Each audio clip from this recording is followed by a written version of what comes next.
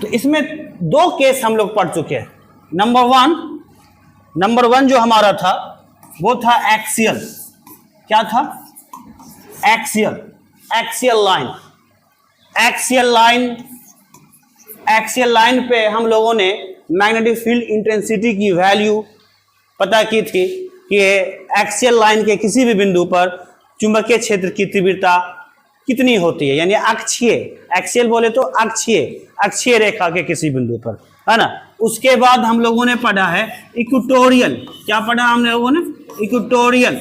Equatorial line, यानी निरक्षीय रेखा के किसी बिंदु पर चुंबकीय क्षेत्र की तीव्रता। फिर से सुनिए, इधर ध्यान दीजिएगा, जो मैं पढ़ा चुका हूं पहला केस। ये आपका क्या था? नॉर्थ, ये आपका साउथ। ये क्या है? Magnetic dipole. चुंबकीय द्विध्रुव।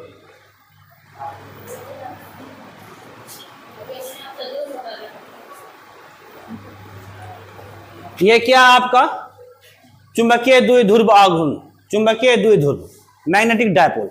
अब देखिए, ये जो मैग्नेटिक डायपोल है, इसका एक्सियल लाइन क्या है? ये है, यही तो कहलाता अक्षीय रेखा। अक्षीय रेखा के किसी बिंदु पर चुंबकीय क्षेत्र की तीव्रता कितनी होगी वो निकाल चुका हूं ना मैं। कितना बोलिए आप लोग, बोलिए तो।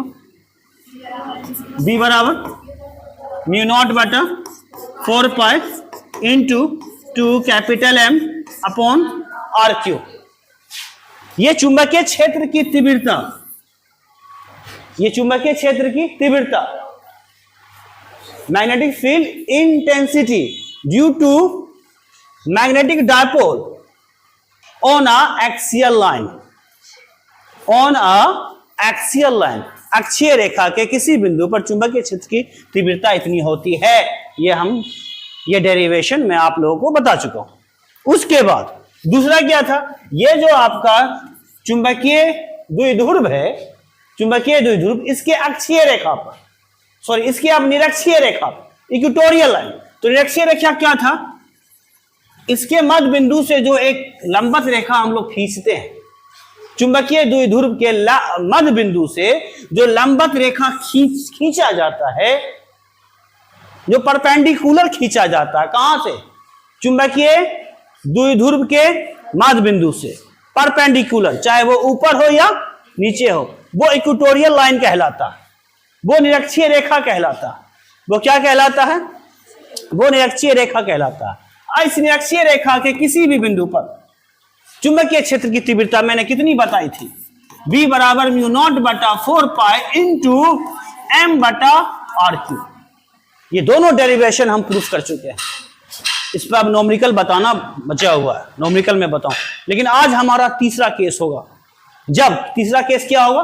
तीसरा केस अब हम लोग पढ़ेंगे, वो जो हमारा होगा, तो इधर ध्यान दीजिएगा।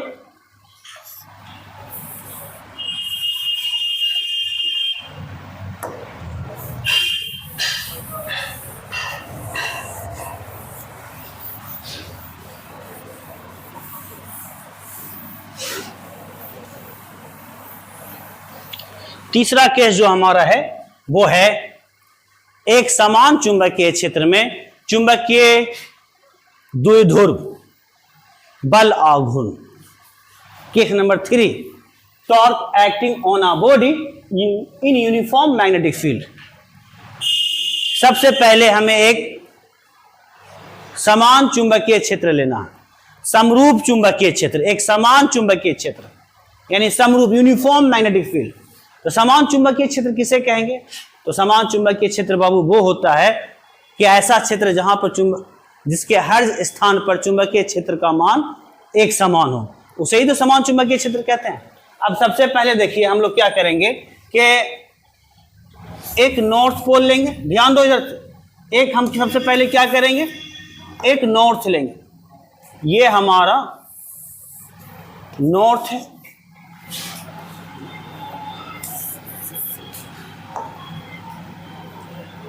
और ये हमारा साउथ।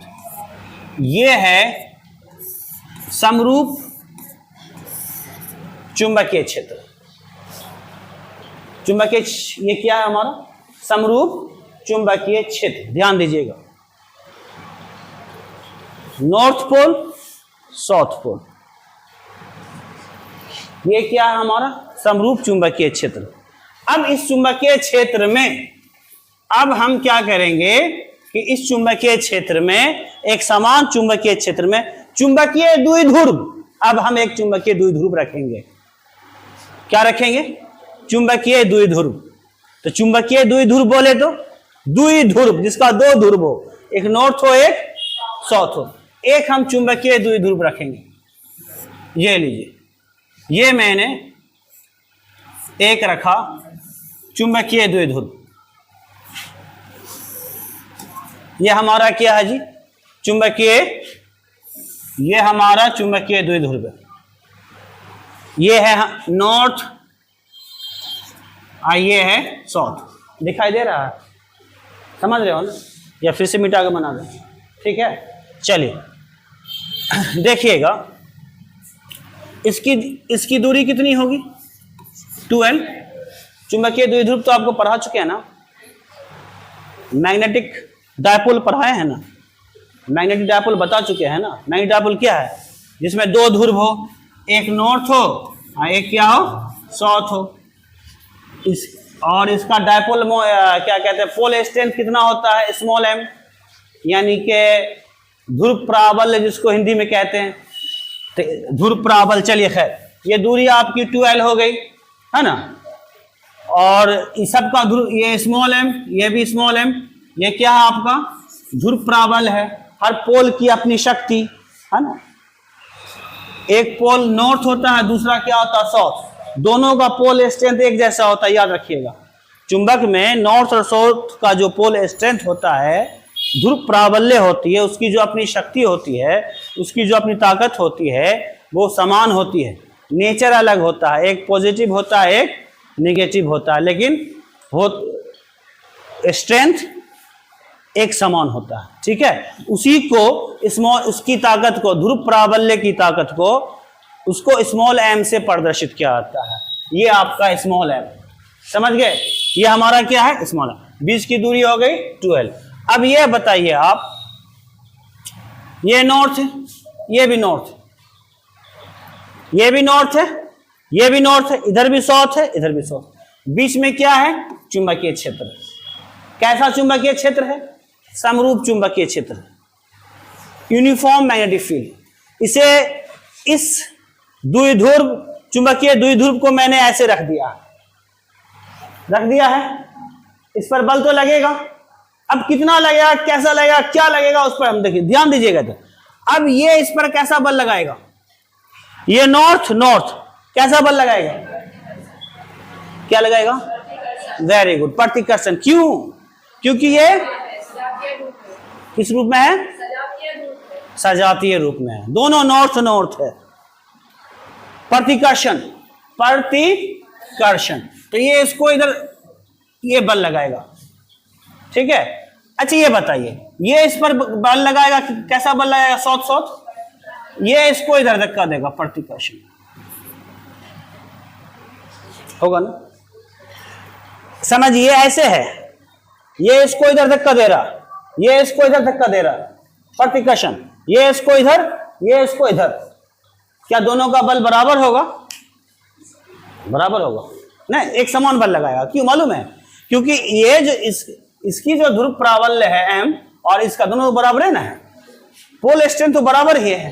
तो एक magnetic field, uniform magnetic field है, तो एक समान बल लगेगा, एक समान बल। तो खैर पहले इसके बारे में हम लिखते हैं, पहले इसके बारे में हम कुछ लिख रहे हैं, ध्यान दीजिए, है ना। एक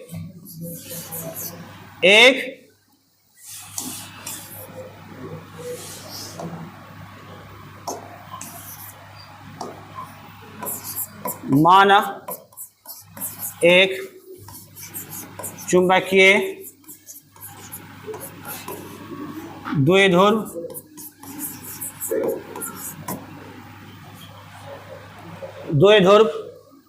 एक समान ध्यान दीजिएगा, एक समान चुंबकीय क्षेत्र में रखी हुई है। कहां रखी है? माना एक चुंबकीय द्विध्रुव एक समान चुंबकीय क्षेत्र में रखी हुई है, रख दिया है। फिर क्या है देखिए, इनके ध्रुवों की ध्रुव प्राबल्य यानी पोल स्ट्रेंथ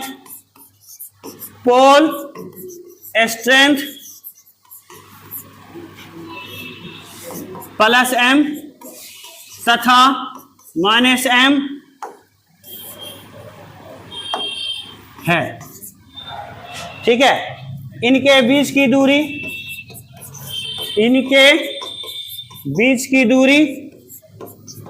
2l है। इनके बीच की दूरी 2l है। मैंने क्या लिखा, फिर से गौर से ध्यान दीजिएगा। माना कि एक चुंबकीय द्विध्रुव एक समान चुंबकीय क्षेत्र में रखी हुई है। एक चुंबकीय द्विध्रुव एक समान चुंबकीय क्षेत्र में रखी हुई है। इनके ध्रुवों की ध्रुव प्राबल्य यानी इसकी शक्ति प्लस m माइनस m है। एक का प्लस होगा, एक का माइनस होगा। ठीक है, इनके बीच की दूरी 2l है। इसके बारे में हमने लिख दिया ना, लिख दिया। अब देखिए, अब हम आगे चलते हैं। इसे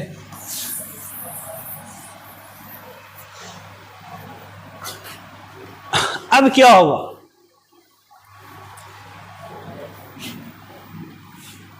ये इस पर कैसा बल लगा रहा है, रिपल्सन। तो इसे आप F1 मान लो। नॉर्थ रिपल्सन MB होगा ना। ये कहां से आया, अब याद है आपको? आप लोगों को मैंने शुरू में चुंबक चैप्टर जो शुरू किया था मैग्नेटिज्म, उसमें मैंने पढ़ाया था B बराबर F/m। याद है? चुंबकीय क्षेत्र की तीव्रता, चुंबकीय क्षेत्र बराबर F/m। याद है क्या, है ना? तो F बराबर क्या होगा, Bm। F बराबर Bm। तो F बराबर M या Bm, जो M क्या है, पोल स्ट्रेंथ है ना, पोल स्ट्रेंथ है किसकी, ध्रुव की। B क्या है, चुंबकीय क्षेत्र का मान है।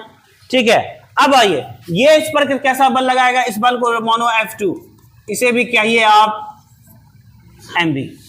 दोनों तो सेम होगा ना, अरे दोनों सेम है ना। अब ये बताइए, एक समान बल लग रहा है तो क्या होगा, नेट फोर्स कितना होगा? नेट फोर्स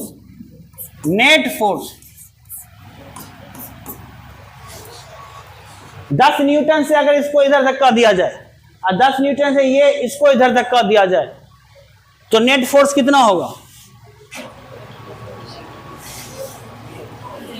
जी? 0 ना होगा जी। नेट फोर्स कितना होगा? फिर से सुनिए, हम क्या कह रहे हैं। 10 न्यूटन से इस पर इधर धक्का दिया जा रहा और 10 न्यूटन से इधर धक्का दिया जा रहा, नेट फोर्स 0। चूंकि मैग्नीट्यूड ऑफ फोर्स बराबर है, एक समान है, डायरेक्शन विपरीत है, डायरेक्शन अपोजिट है, तो जाहिर सी बात है दिशा विपरीत होगी। दिशा अगर विपरीत होगी तो बल तो 0 होगा। अरे बल तो 0 है, नेट फोर्स हो गया आपका 0। नेट फोर्स क्या हो गया? 0। अब अगर नेट फोर्स 0 हुआ तब यहां पे क्या लग रहा है? यहां पे लगेगा टॉर्क। कैसे, समझिए। टॉर्क आप लोग को क्लास 11th में हम पढ़ा चुके हैं। बल आघूर्ण याद है? बल आघूर्ण ये 12th में भी आया है टॉपिक, बल आघूर्ण। तो देखिएगा कैसे, यहां पर 2 बल लग रहा है। दोनों बल कैसा है? दोनों बल का परिमाण समान है। दोनों बल का क्या परिमाण? समान है। और परिमाण ही समान नहीं है बल्कि दिशा भी विपरीत है।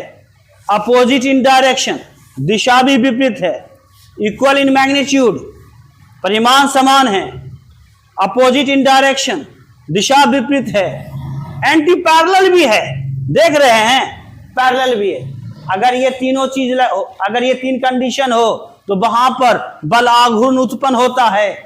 याद होगा आपको, बल आघूर्ण उत्पन्न होता है, टॉर्क उत्पन्न होता है। और जहां जैसे टॉर्क उत्पन्न होगा, बल आघूर्ण होगा, तो वस्तु रोटेट करना शुरू कर देती है, वस्तु घूमती है, वस्तु घूर्णन गति करती है। अब यहां पे देखिए, ये चुंबकीय द्विध्रुव घूमेगी, चुंबकीय द्विध्रुव रोटेट होगी। क्यों होगी? गौर से सुनिए, चुंबकीय द्विध्रुव इसलिए घूमेगी, यहाँ पे बल नहीं लग रहा है, बल शून्य लग रहा है, बल जीरो है।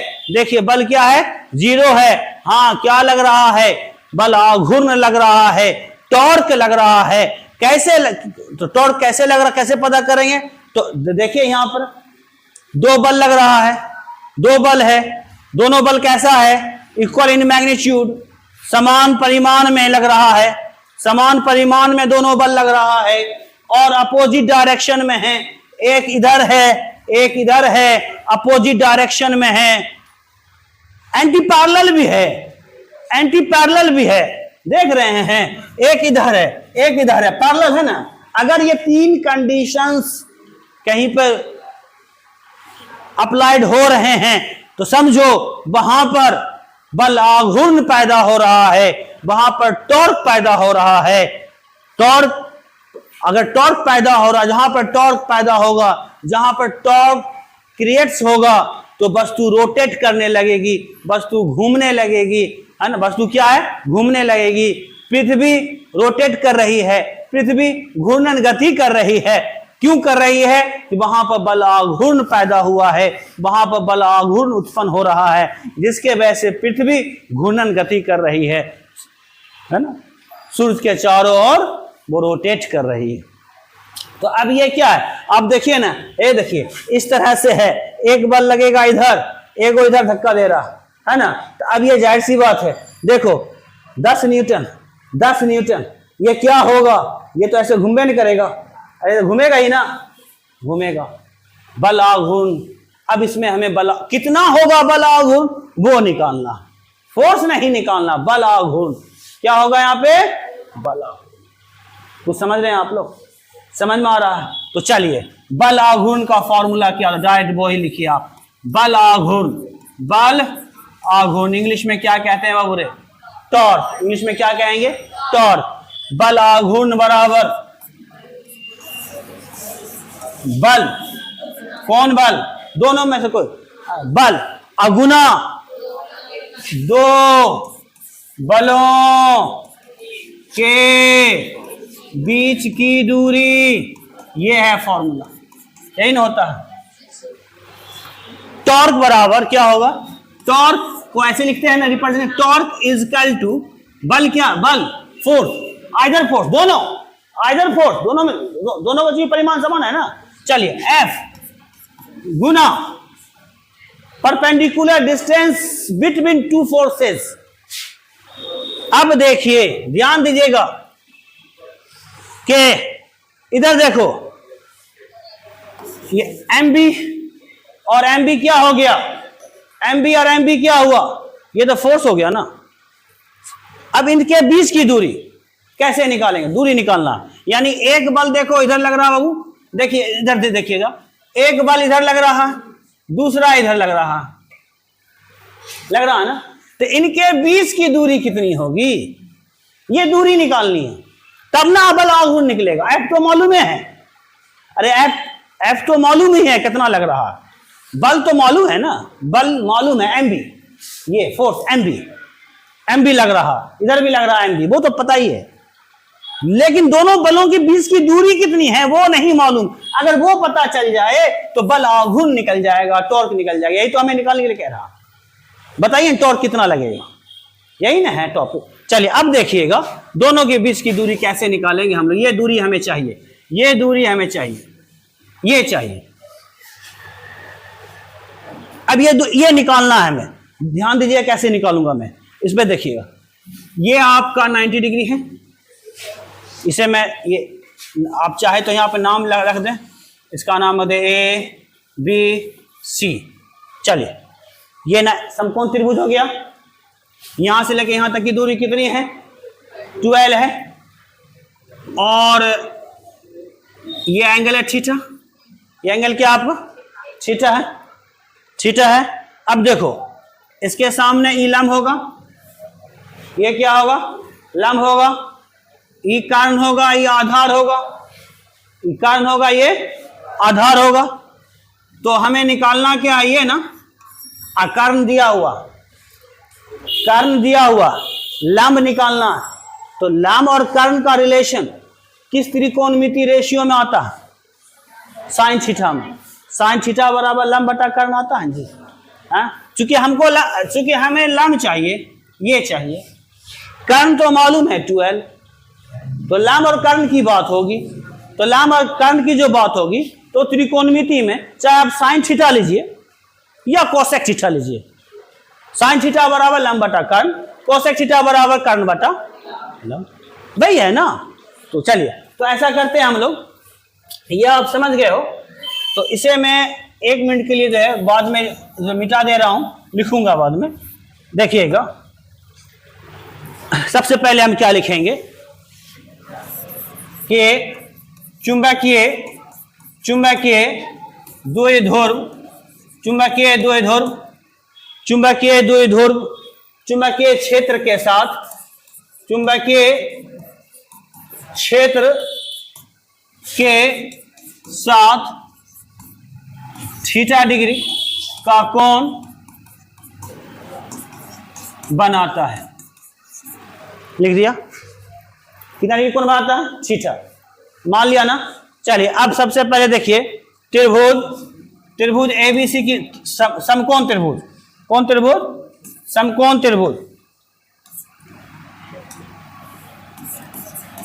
समकोण त्रिभुज क्या है, एबीसी, एबीसी की बात कीजिए। समकोण त्रिभुज एबीसी में ये आप समकोण त्रिभुज इस तरह से बना लो, यहां बी है, यहां ए है, सॉरी यहां पे आपका सी है,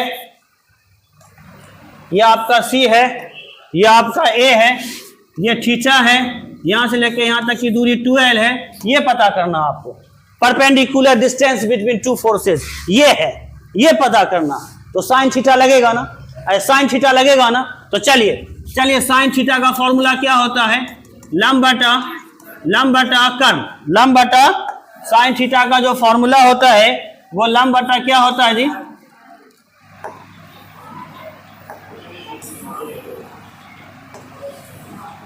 लंब बटा कर्ण। तो साइन थीटा लंब कितना होगा BC और कर्ण कितना होगा 12, कर्ण कितना होगा 12। अब देखिए निकालना क्या हमको, BC चाहिए, अरे चाहिए क्या BC, तो BC बराबर क्या आया 2l साइन थीटा, 2l, चलिए निकल तो गया। फिर से ध्यान सुनिएगा क्या मैं कह रहा हूं। ये चुंबकीय क्षेत्र है, समरूप चुंबकीय क्षेत्र है, यूनिफॉर्म मैग्नेटिक फील्ड है ना। किसी ने बनाया होगा, खुद नहीं बना किसी ने, उस पर अभी हम डिस्कशन नहीं कर। पहले इतना समझिए, ये समरूप चुंबकीय क्षेत्र है जहां हर जगह चुंबकीय क्षेत्र का मान समान है। उसमें हमने एक चुंबकीय द्विध्रुव रख दिया, यहां पर एगो पोल होगा नॉर्थ, यहां पे एगो पोल होगा साउथ, इधर भी नॉर्थ है, इधर साउथ, ऐसे मैंने रखा। तो अभी बताइए चुंबकीय क्षेत्र में हम रख दिए हैं, तो ई पर बल लगाएगा प्रतिकर्षण, साउथ पर लगाएगा प्रतिकर्षण, दोनों की दिशा विपरीत होगी, परिमाण समान होगा, बल कैंसिल होगा, net force equal to 0, net force equal to 0। लेकिन फिर भी ये घूमेगा, फिर भी ये रोटेट होगा। क्यों, तो एक बल इधर लग रहा है, यानी कि इस पर अब क्या लग रहा है, बल आघूर्ण, टॉर्क लग रहा। कोई वस्तु घूम रही है, कोई वस्तु रोटेट हो रही है, तो आप ये समझिए कि उस वस्तु पर बल नहीं लग रहा है, उस वस्तु पर टॉर्क लग रहा है। क्या लग रहा है, बल आघूर्ण लग रहा है। तो बल आघूर्ण कितना लग रहा है, वही तो हमें निकालना है, वही हमें पता करना है कि बल आघूर्ण कितना लग रहा है, बल आघूर्ण कितना लग रहा है। ठीक है, तो चलिए क्या करेंगे, net force equal to 0, net force equal to 0 आ गया। इसके बारे में फिर मैंने लिख दिया है, इसके बारे में मैंने लिख दिया अब देखिए चुंबकीय द्विध्रुव चुंबकीय द्विध्रुव चुंबकीय क्षेत्र के साथ कितना डिग्री कोण बना रहा? Theta degree. कितना डिग्री कोण बना रहा? थीटा डिग्री का।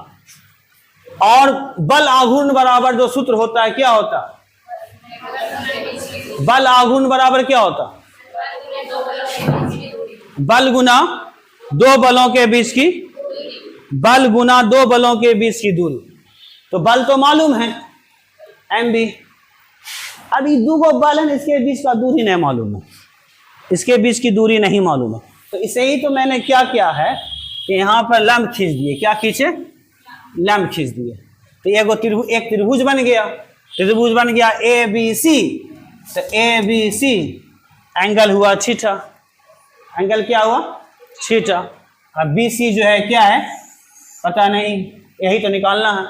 अब कर्ण मालूम है 12, चलो 12 हो गया। तो लंब बटा कर्ण साइन थीटा बराबर बी सी बटा 12, बी सी बराबर 12 साइन थीटा। समझ में आया? इसे उतारिए जल्दी।